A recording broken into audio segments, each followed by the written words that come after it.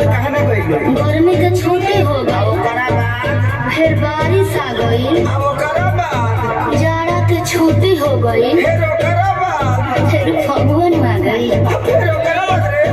इतना छुट्टी मरनी न कि पढ़े की आदत है छुट्टी।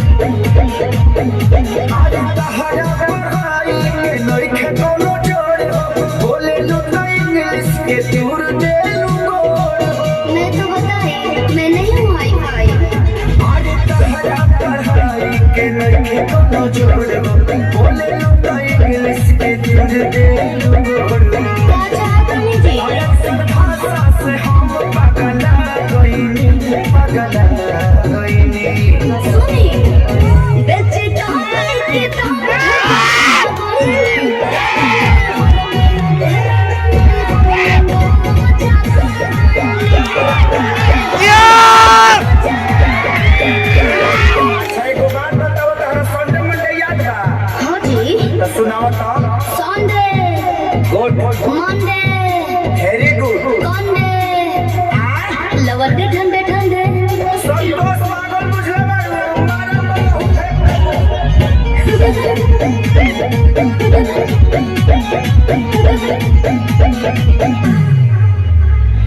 अनपढ़ के तू डाला एजेंसी रहत पढ़ल होइते आशा में वैकेंसी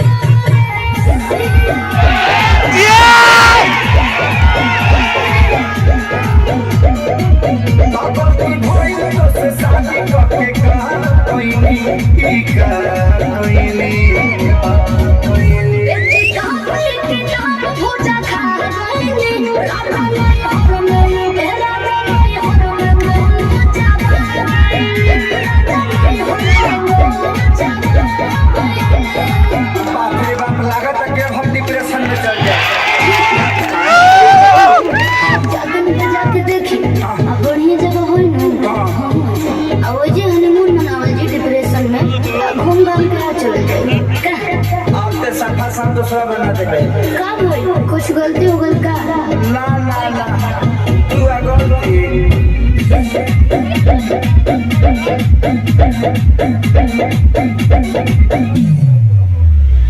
चढ़ली जवानी तहर पूरा छोड़ दो इतिहास पूरा बोल बाबू बोलो पल पल पल तोहर फूलल बाबू चढ़ल बड़ा जौना जादू बाबा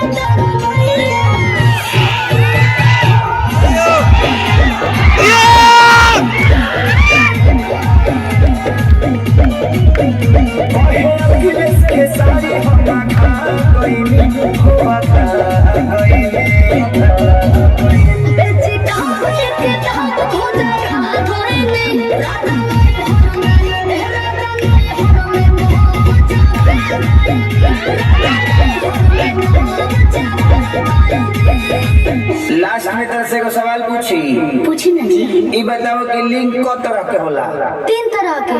कौन कौन? स्त्रीलिंग, यस, पुल्लिंग, बिल्कुल यस, अडरलिंग। अब बुझा गल दुर्गेश नहीं बना देते हमके। पूछी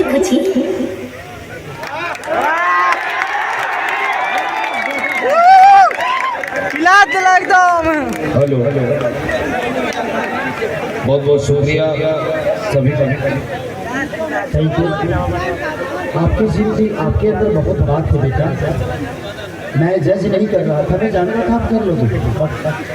मुझे डर लगता है कि आप बहुत छोटी हो इस उम्र में, आपके गांव नगर में, मार्केट में, स्कूल में ये दुनिया आपको रोल करेगी।